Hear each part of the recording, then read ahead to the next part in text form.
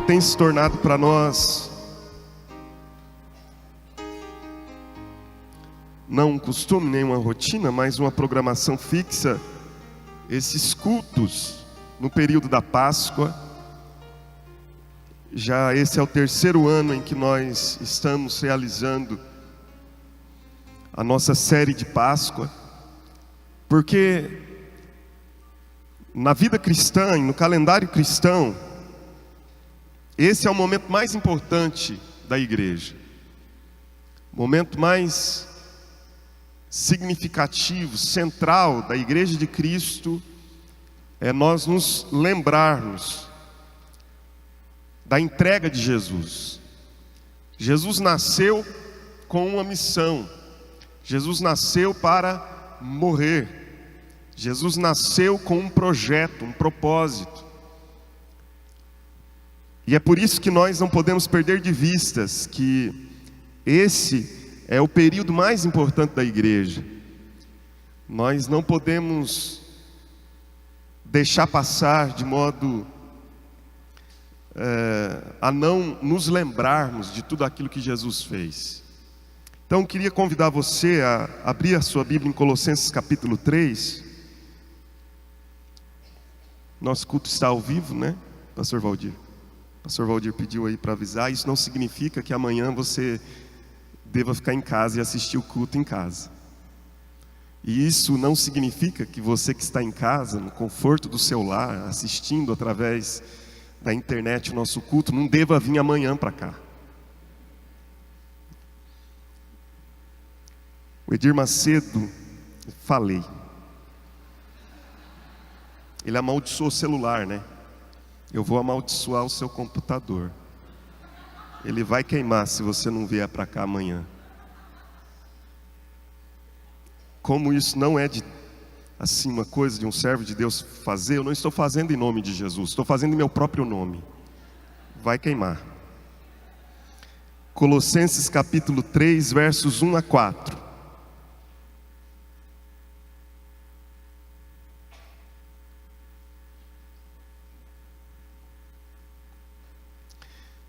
Irmãos, esses recursos que nós temos hoje não podem ser motivo para nos distanciar da adoração comunitária. Não podem. Nós falamos em tom de brincadeira, mas os nossos recursos tecnológicos têm se tornado motivos para o distanciamento dos nossos relacionamentos, disso que nada substitui. Ou seja, a presença de uns com os outros. A série do mês de abril, uns aos outros. Isso aí não substitui, a tecnologia jamais substituirá o calor da presença do Senhor no nosso meio, o calor do nosso irmão, a unção do momento. Aquilo que a gente experimenta aqui não é experimentado do modo como experimentamos aqui, através dos recursos da tecnologia. Então é importante que nós estejamos juntos sempre. Colossenses 3, 1 a 4, a palavra de Deus diz assim: portanto, se fostes ressuscitados juntamente com Cristo, buscai as coisas lá do alto, onde Cristo vive, assentado à direita de Deus. Pensai nas coisas lá do alto, não nas que são aqui da terra. Porque morrestes, e a vossa vida está oculta juntamente com Cristo em Deus. Quando Cristo, que é a nossa vida, se manifestar, então vós também sereis manifestados com Ele em glória. Amém. Pai Santo, obrigado pela Tua palavra, obrigado por este momento de adoração, de culto. Obrigado, Senhor, pela vida dos meus irmãos que estão aqui. Obrigado por aqueles que de alguma maneira são alcançados por esse culto, por essa mensagem. Nós te agradecemos, Senhor, porque cremos que o Senhor reservou para nós esse tempo, esse momento. O Senhor nos deu uma direção, uma palavra, e nós queremos compartilhá-la, Senhor, mas não na força do homem, não na capacidade do homem, não na competência humana. Nós queremos, ó Deus, compartilhar a palavra do Senhor na força, na autoridade do Teu Santo Espírito, Por isso nós clamamos agora que o Teu Espírito Santo nos capacite, nos unja, nos dê graça para essa tarefa, Senhor. De modo que a Tua palavra seja, ó Deus, aberta diante dos nossos olhos, seja esclarecida diante de nós, que nós possamos ir além da mera letra e entender qual é, Senhor, a mensagem do Teu Espírito ao nosso coração. Eu peço que o Senhor possa vivificar essa palavra em nosso coração, por obra do Teu Espírito Santo, no nome de Jesus. É a minha súplica. Eu sei também, Senhor, que quando nós nos reunimos, muitos são os adversários. Existem, ó Deus, inimigos espirituais que tentam impedir a Tua palavra de ser anunciada com a graça e a autoridade que o Senhor deseja. Existem inimigos espirituais, Senhor, que desejam impedir que a Tua palavra alcance os corações, o solo do nosso coração. Ó Deus, é como um pássaro que tenta roubar a semente antes que ela germine, antes que ela seja, ó Deus, frutificada. Por isso nós agora pedimos ao Senhor que em nome de Jesus todas essas ingerências sejam para a glória de Deus neutralizadas e repreendidas nesta noite, para que o Teu nome seja honrado neste lugar, Senhor, para que a Tua palavra seja exaltada neste lugar. Nós queremos dizer que a Tua palavra, Senhor, é o nosso prazer. Nós temos prazer na Tua palavra. Por isso, fala conosco, permita que os nossos ouvidos estejam atentos à Tua voz. Em nome de Jesus, amém. Quando nós falamos do sofrimento, da paixão, da morte, da ressurreição, da ascensão do Senhor Jesus Cristo, quase que imediatamente nós somos conduzidos à compreensão de uma doutrina que, sem dúvida, é fundamental para a fé cristã, que é a doutrina da substituição. É inevitável pensar no sacrifício de Jesus sem pensar que Ele fez isso nos substituindo. Jesus estava assumindo o nosso lugar. Queria que você ficasse atento para alguns textos que nos falam sobre essa substituição, por favor. Gálatas capítulo 1, verso 4, a palavra de Deus diz assim: o qual, falando de Jesus, se entregou a si mesmo pelos nossos pecados.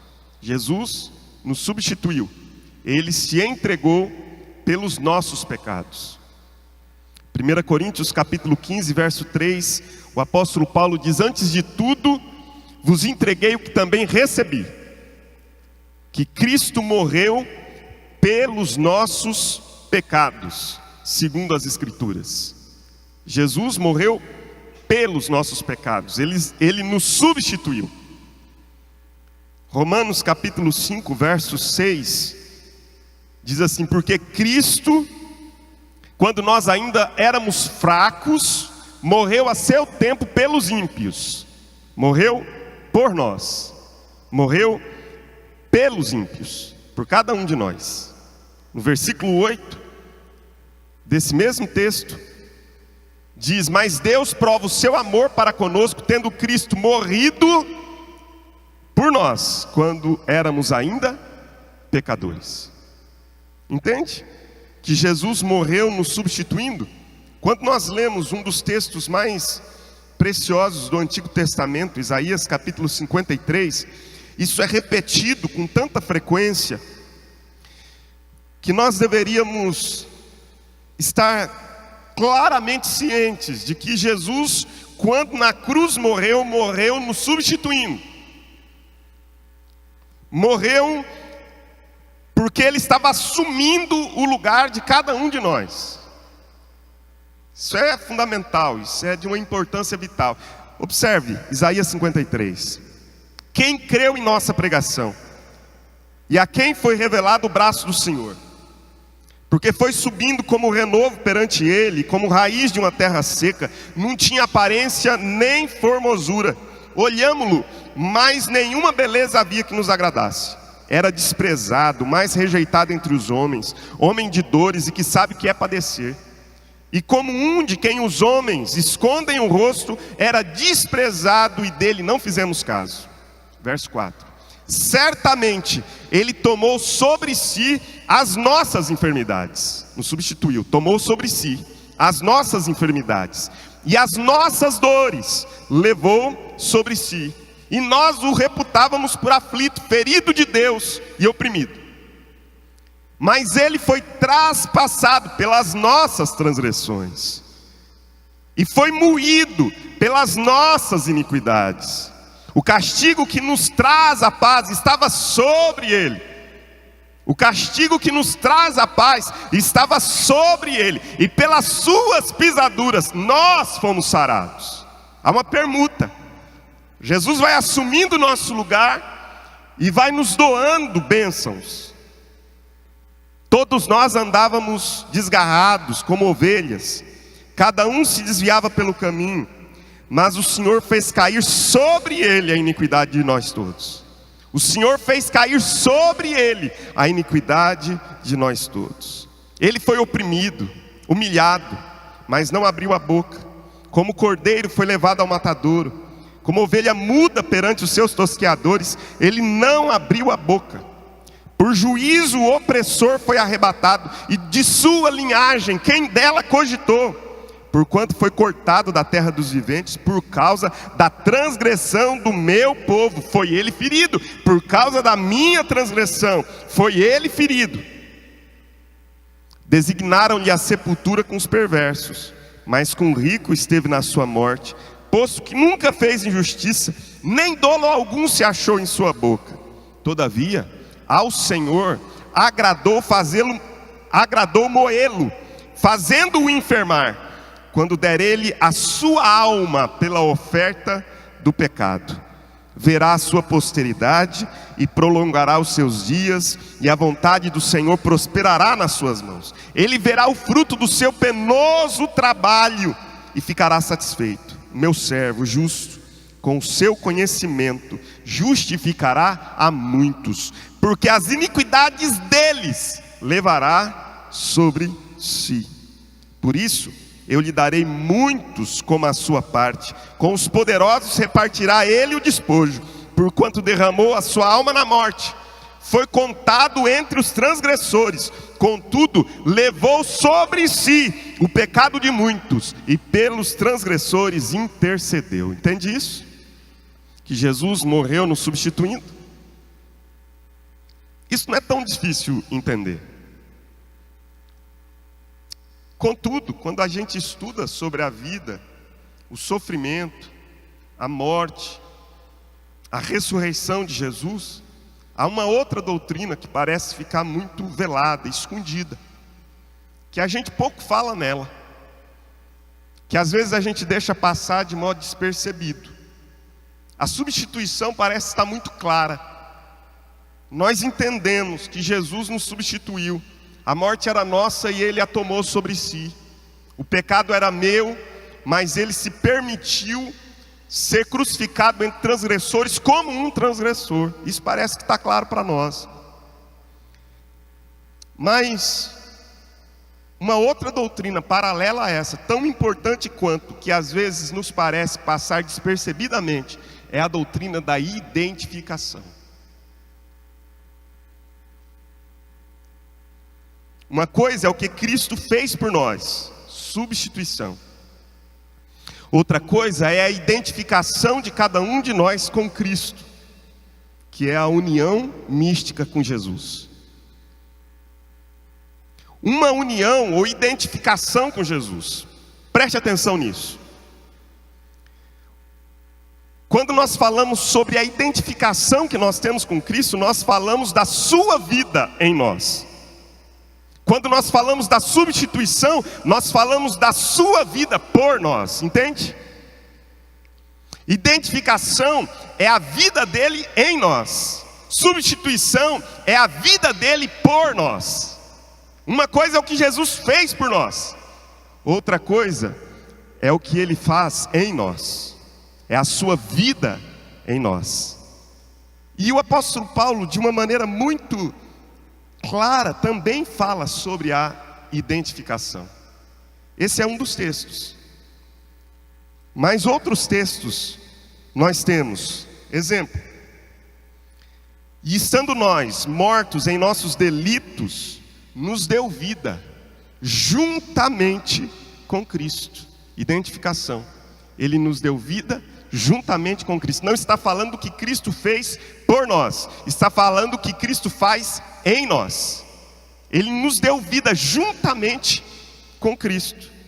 E pela graça nós somos salvos. E juntamente com Ele nos ressuscitou. Não está falando da ressurreição de Jesus por nós, está falando da ressurreição de Jesus em nós. É o ato de que nós nos identificamos com Ele. E mais, o texto diz: e nos fez assentar nos lugares celestiais em Cristo. Texto que lemos de Colossenses, no capítulo 2, nós lemos o 3, versos 1 a 4. No capítulo 2, Paulo diz no verso 12: tendo sido sepultados com Ele no batismo, no qual igualmente fostes ressuscitados. Que ideia é essa que o apóstolo Paulo está nos ensinando? Que ideia é essa de morrermos e sermos sepultados com Ele, de vivermos a vida dele, de ressuscitarmos com Ele, de nos assentarmos nos lugares celestiais com Cristo? Que ideia é essa? E a vós outros que estáveis mortos pelas vossas transgressões, pela incircuncisão da vossa carne, vos deu vida juntamente com Ele. Você se identifica com Cristo. No capítulo 2 ainda, verso de número 20, ele diz: se morrestes com Cristo. Que ideia é essa? De me identificar a ponto de que eu morra com Cristo. Não é Cristo morrendo por mim, mas é eu morrendo com Cristo. E então nós chegamos no texto que lemos, quando Paulo diz assim: se fostes ressuscitados juntamente com Cristo, ou seja, com Ele ressuscitados. No verso 3 ele diz: porque morrestes com Ele mortos e sepultados, e a vossa vida está oculta juntamente com Cristo em Deus, com Ele vivos e guardados em segurança. Quando Cristo, que é a nossa vida, se manifestar, então vós também sereis manifestados com Ele em glória, com Ele glorificados. Assim como Cristo será manifestado em glória, nós, diz a Bíblia, com Ele seremos manifestados em glória, com Ele reinaremos. A identificação com Cristo nos fala do segredo da verdadeira vida. O segredo da verdadeira vida está na identificação com Cristo. A Bíblia diz que a vossa vida está oculta juntamente com Cristo. O apóstolo Paulo diz em Gálatas capítulo 2, versos 19: estou crucificado com Ele, identificação. Mas em seguida, no verso 20, ele diz: pelo que já não sou eu quem vivo, mas Cristo vive em mim. O segredo da verdadeira vida. O segredo da verdadeira vida é estar unido à videira, porque é dele que provém a vida. É nele que nós temos tudo. Em Colossenses capítulo 2, no início do capítulo 2, depois do verso 8, 9, 10, por ali, o apóstolo Paulo diz assim: porque nele habita corporalmente toda a plenitude da divindade. Em Jesus está a plenitude da divindade. Em seguida ele diz assim: e nele estamos aperfeiçoados. A palavra plenitude é pleroma, e a palavra aperfeiçoado é pleroma. A tradução poderia ser assim: porque nele habita toda a plenitude da divindade, e quando estou nele, eu estou pleno. O segredo da verdadeira vida é Jesus habitando em nós. O segredo da verdadeira vida é quando eu entendo que não vivo mais eu, mas Cristo vive em mim. Só que isso parece muito místico, isso parece extremamente etéreo, está no mundo das ideias. Não, meus irmãos, nós precisamos entender que quando Jesus habita em nós, todo o vazio é dissipado, porque Ele preenche cada lacuna da nossa alma. Você não estará pleno se buscar essa plenitude num bom trabalho. Tem gente que diz assim: eu vou me realizar quando eu tiver um trabalho bom. Aí tem o trabalho muito bom, o trabalho dos sonhos, está ganhando dinheiro. Aí a grande pergunta que vem ao coração é: e agora?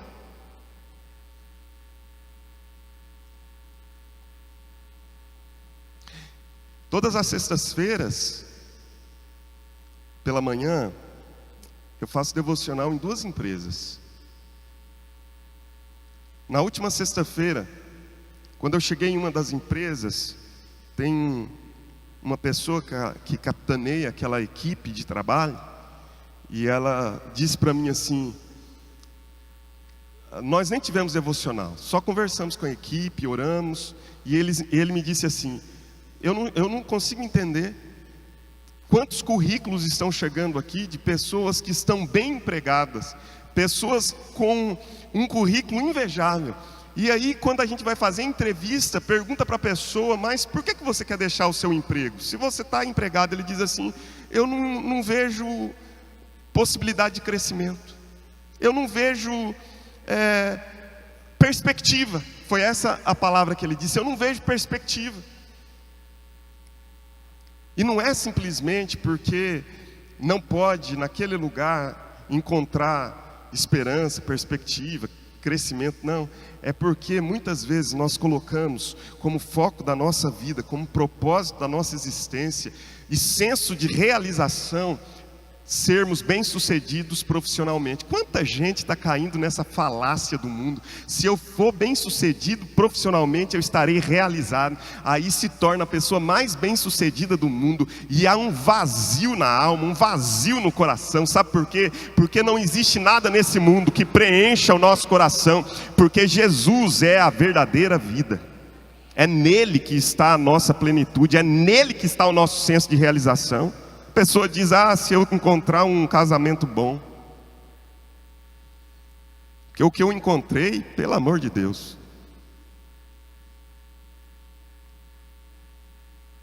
casei com um lorde. Agora olha esse boi do meu lado aqui. A pessoa está profundamente insatisfeita, porque o senso de realização estava: se eu encontrar a pessoa certa, meu coração vai encontrar a lacuna que faltava, aquele ato que precisava ser preenchido. E aí o preenchimento vem. E quando o preenchimento vier, felicidade. Aí encontra, até tem uns que encontram, 0,5% da população, mas encontra o casamento certo. Graças a Deus que encontra. Só que não está nisso o senso da nossa realização. Não está. Porque a palavra de Deus diz, eu gosto muito do Salmo 128: feliz é o homem que teme ao Senhor e anda nos seus caminhos. Do trabalho das suas mãos comerás, feliz serás e tudo te irá bem. A tua esposa será como uma videira frutífera, os teus filhos como rebentos da oliveira ao redor da tua mesa. Como é abençoado o homem que teme ao Senhor. O homem que teme ao Senhor tem todas estas coisas, mas ele sabe que ainda que estas coisas lhe faltem, ele tem o que supre todas estas coisas. Ele tem a presença de Deus, ele tem Jesus. A identificação com Cristo, meus irmãos, é o segredo da verdadeira vida. Há pessoas muito insatisfeitas, e a insatisfação não é que estas pessoas não encontraram os caminhos, não encontraram coisas boas na vida. Por que a gente diz assim: mas fulano tem tudo? Deixa eu te dizer uma coisa: ter tudo é ter Jesus. Porque ainda que tudo me falte, se tenho Cristo, tenho tudo. Porque Cristo é tudo em todos. Cristo é tudo em todos. Pode procurar. Você vai ser um errante no deserto. Pode procurar o que quiser para preencher a lacuna, o vazio, pode procurar. Você será apenas um errante no deserto. Se você encontrar Jesus, você encontrou o oásis nesse deserto, chamado vida, porque Jesus é o único que pode preencher de fato o nosso coração. Porque já não sou eu quem vive, mas Cristo vive em mim. De modo que Paulo diz assim: por isso, eu considerei toda a minha graduação como lixo, como esterco. Fariseu de fariseus, da tribo de Benjamim, nascido de linhagem nobre, circuncidado ao 8º dia, estudante aos pés de Gamaliel, graduado. Quanto aos da minha idade, me avantajava a todos eles. Mas eu considerei tudo isso como esterco, como lixo. Por quê? Porque eu encontrei a Cristo. E Cristo é a verdadeira vida. Nele eu tenho tudo o que eu preciso. Identificação com Cristo, irmão. A identificação com Cristo é o segredo da verdadeira vida. Mas essa identificação com Cristo também é a nossa segurança. A Bíblia diz que a nossa vida está oculta com Ele em Deus. Olha que coisa maravilhosa. Ele diz isso por algumas razões. A palavra oculta é porque existia uma doutrina em Colossos que diziam que apenas pessoas que fossem iniciadas numa religião que era o gnosticismo e aprendessem dos livros sagrados dessa religião, gnosticismo, é que adquiriria a verdadeira sabedoria e o conhecimento elevado sobre Deus e sobre o mundo. A palavra oculto é a palavra apócrifos. Ou seja, Paulo está dizendo assim: não, a verdadeira sabedoria, a verdadeira vida, o verdadeiro conhecimento, aquilo que dá a nós lucidez para entender o mundo, para entender as circunstâncias, para entender as adversidades, os sofrimentos, aquilo que faz com que a gente saia do nível comum dos homens, aquilo que nos tira da mediocridade e nos eleva para nós enxergarmos como supervisores o mundo, de modo que nós entendemos fora da caixa, de maneira que a gente entende fora desse obscurantismo do mundo. É quando eu estou em Cristo, porque nele está a minha vida está oculta em Cristo, e quando eu estou nele eu entendo tudo, claramente, eu tenho a sabedoria de Deus, e isso é profunda segurança para a nossa vida, irmãos. A nossa vida está oculta em Deus, ou seja, a minha vida está oculta com Cristo, em Deus, de modo que as Escrituras também nos ensinam que aquele que começou a boa obra em mim, ele há de terminar essa obra. A minha vida não se perderá, porque ela está oculta com Cristo em Deus. Porque eu estou bem certo que nem a vida, nem a morte, nem as coisas do presente, nem do porvir, nem criatura alguma, nem principados, nem potestades, nem altura, nem profundidade poderá nos separar do amor de Deus que está em Cristo Jesus. Por quê? Que nós temos essa segurança absoluta? Porque Jesus diz em João capítulo 10: eu vos dou a vida, eu vos dou a vida, e ninguém poderá tirar. Ninguém poderá arrebatá-los das minhas mãos. A identificação com Cristo, irmãos, é o segredo da verdadeira vida, mas é também a segurança que temos para continuar caminhando sem temor nessa história. Por isso eu queria dizer algumas rápidas coisas aqui, para a gente encerrar. O texto de Colossenses nos fala então que nós temos em Cristo vida nova. Diga, vida nova. Diz o texto, se nós fomos ressuscitados com Ele, se nós ressuscitamos com Ele e nos identificamos com Cristo na sua morte, na sua vida e ressurreição, diz o texto, se você ressuscitou juntamente com Cristo, depois diz o verso 3, a vossa vida está oculta juntamente com Cristo. E o verso 4 diz, quando Cristo que é a nossa vida. Então, primeiro, entenda, se eu estou em Cristo e Cristo está em mim, eu tenho vida nova. Já não sou eu quem vive, Cristo vive em mim. Vida nova produz duas coisas fundamentais, que são as que estão no verso de número 1 e 2. Vida nova produz em primeiro lugar, buscai as coisas lá do alto, onde Cristo vive, assentado à direita de Deus. A primeira coisa que uma vida nova produz é uma vontade nova. A vida de Cristo em mim produz agora uma vontade nova. Antes, o que me conduzia, o que me guiava, o que dirigia a minha vida, diz a palavra de Deus em Efésios capítulo 2, eram os 3 inimigos que nós estudamos nesse mês de março, no Vida Vitoriosa, na nossa série de Vida Vitoriosa. O diabo, o mundo e a carne. A nossa vontade era completamente dominada por esses 3 inimigos e nós não tínhamos livre-arbítrio algum, porque nós estávamos sendo conduzidos pela carne, estávamos sendo conduzidos pelo diabo, estávamos sendo conduzidos pelos valores desse mundo. Mas quando Cristo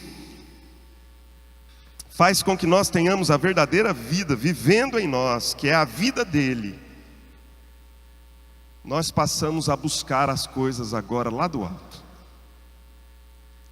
A nossa vontade não é mais servir as coisas aqui dessa terra. Quando nós entendemos que a vida de Cristo vivendo em nós produz uma vontade nova, nós entendemos a identificação. Alguém que verdadeiramente tem uma experiência de conversão a Cristo, tem a sua vontade afetada. Há uma mudança de propósito na vida. Há um conflito e uma consequente desistência, um consequente abandono interior de disposição em pecar. Preste atenção, eu estou dizendo não que deixará de haver na nossa caminhada pecado, porque a presença do pecado apenas será extinguida da história, da nossa vida, na eternidade. Não estou dizendo isso, mas haverá uma mudança de propósito, e esse conflito vai se instalar dentro de nós. Que conflito é esse? Que o Espírito milita contra a carne, e a carne contra o Espírito, porque são opostos entre si. Não haverá, queridos, jamais acordo entre essas duas coisas, e se instalará dentro de você uma guerra civil, e essa guerra civil é esse conflito permanente. Se você está em conflito, esse conflito interior, entre a carne e o Espírito, dê glória a Deus, porque isso é uma evidência clara de alguém que entregou a sua vida a Jesus. Por quê? Porque vida nova produz vontade nova. Nós não mais somos escravos do pecado, nós não mais entregamos os membros do nosso corpo ao pecado, mas nós os entregamos ao senhorio de Jesus Cristo. É diferente. Uma vontade nova se estabelece na nossa vida. E a vontade nova de um novo convertido, ou de um convertido verdadeiro, que tem vida de Cristo nele, muda a sua razão. Há um reconhecimento de que o pecado envolve culpa, envolve contaminação, envolve condenação. Em outras palavras, um verdadeiro convertido passa a discernir a própria culpa e ter reconhecimento do seu pecado. e deseja extinguir da sua história o pecado para se aproximar de Cristo, porque entende que não há ajuste entre a santidade de Deus e o meu pecado.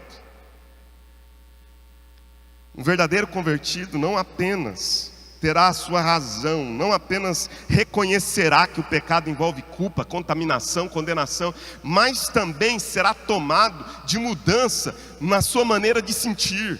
A vontade afeta a razão e a vontade afeta as emoções. Há uma mudança de sentimento que se manifesta numa tristeza pelo pecado e numa busca por santificação. Meu irmão, quando as pessoas dizem assim, que culto não é lugar para a gente se emocionar, se alegrar, rir, chorar, eu não entendo isso. Eu não consigo entender. Eu não consigo entender a gente ouvir uma canção que relata o sacrifício do Senhor Jesus no Getsêmani, quando ele, ali no Getsêmani, começa a sentir as dores da cruz.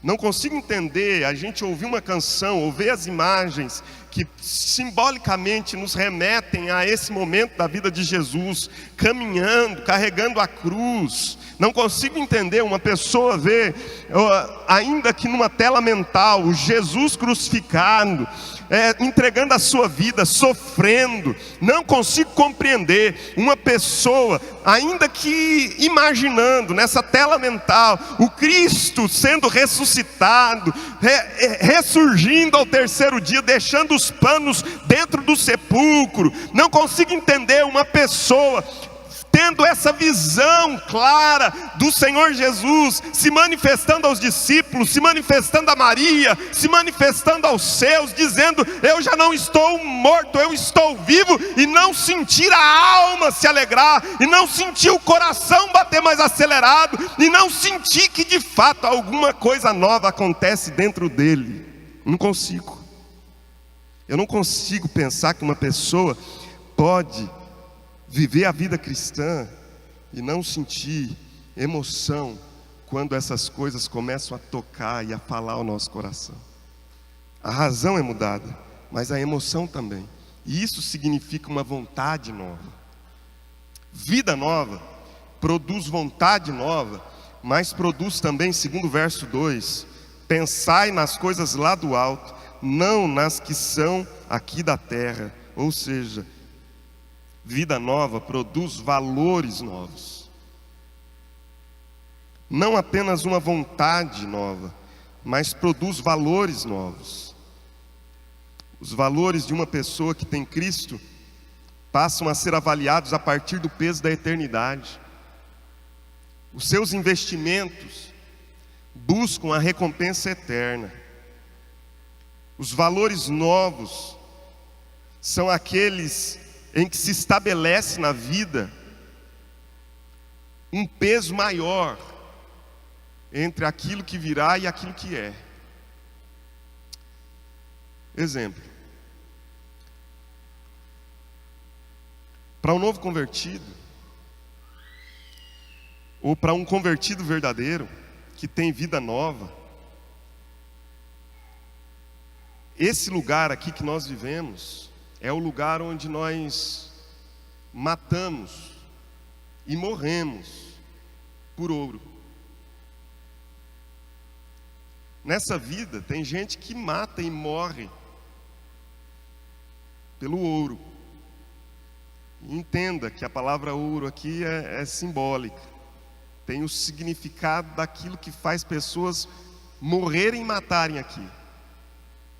Mas alguém que tem o seu coração transformado e começa a pensar nas coisas lá do céu, entende que aqui se mata e se morre pelo ouro, mas lá a gente pisa no ouro.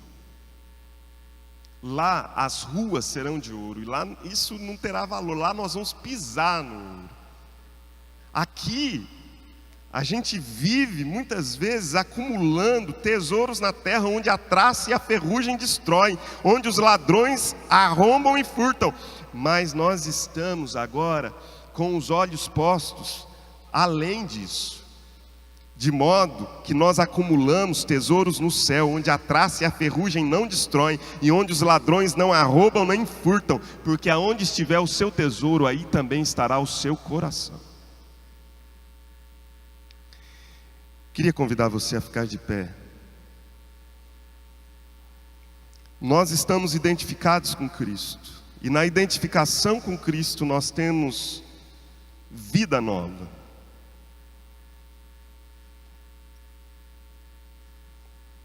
Quando Cristo vive em nós, nós temos vida nova. De modo que nós temos a nossa vontade afetada e os nossos valores transformados. Diga: vida nova produz vontade e valores novos. Diga de novo, diga: vida nova produz vontade e valores novos. Aleluia. Isso é Cristo vivendo em nós. Feche os teus olhos, feche os teus olhos.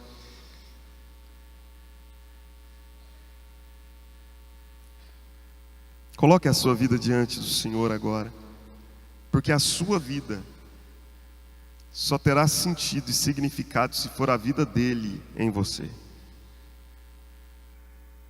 A tua vida só tem sentido e significado se for a vida dele em você. De modo que a sua vontade não é mais viver para esse mundo, é viver para ele.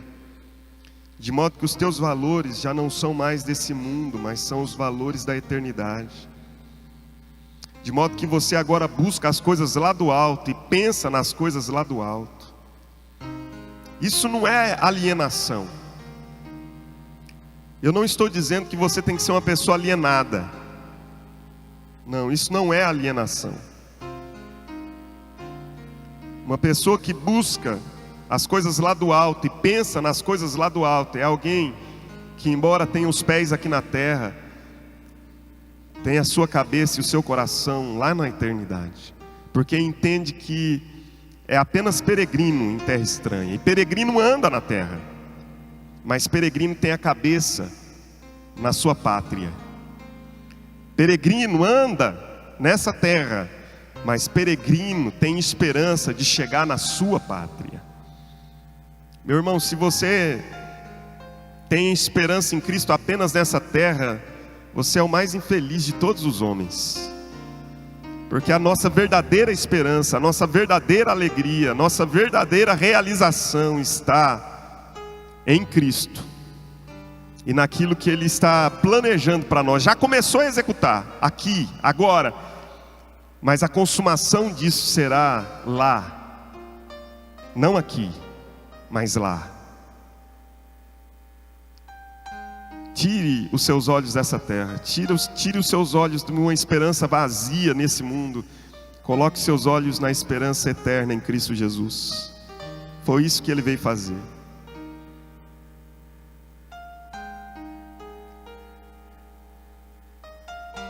Senhor Deus, nós queremos te agradecer e bendizer o teu nome, porque o Senhor morreu sim por nós, mas o Senhor também vive em nós, de modo que já não sou eu quem vive, mas Cristo vive em mim. De maneira, Senhor, que a vida que agora tenho, vivo pela fé no Filho de Deus. Senhor, eu quero te agradecer, porque quando o Senhor entrou na nossa história, o Senhor veio habitar em nós, de modo que agora nós nos identificamos com o Senhor. Morremos e fomos sepultados contigo. Ressuscitamos com o Senhor, estamos assentados nos lugares celestiais, glorificados com Cristo. E a nossa vida agora é a tua vida vivendo em nós. O Senhor nos deu tudo que nós precisávamos. Andávamos, Senhor, não como peregrinos, mas como errantes. Éramos andarilhos. Estávamos de um lado para o outro. Não tínhamos morada, não tínhamos lugar certo. Éramos apenas, ó Deus, andarilhos. mas o Senhor nos encontrou, o Senhor nos deu vida e nos fez peregrinos. Nós sabemos de onde viemos, sabemos quem somos, sabemos por que estamos aqui e sabemos para onde estamos indo. Por isso nosso coração se alegra, Senhor, porque deixamos uma vida sem razão para encontrar a razão da nossa vida, que é o Senhor. Porque deixamos uma vida, Senhor, onde não havia propósito, para encontrar o propósito da vida, que é o Senhor.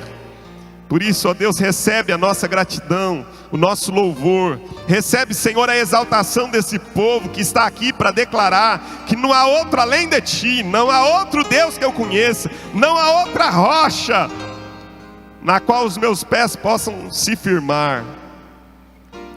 Só o Senhor. Recebe, Senhor, a nossa gratidão e o nosso louvor por isso. Em nome de Jesus e para a glória do Senhor Jesus Cristo. Amém e amém. Você pode aplaudir a Jesus pela vida nova que nós temos em Cristo. Aleluia, louvado seja o Senhor. Aleluia, louvado seja o Senhor.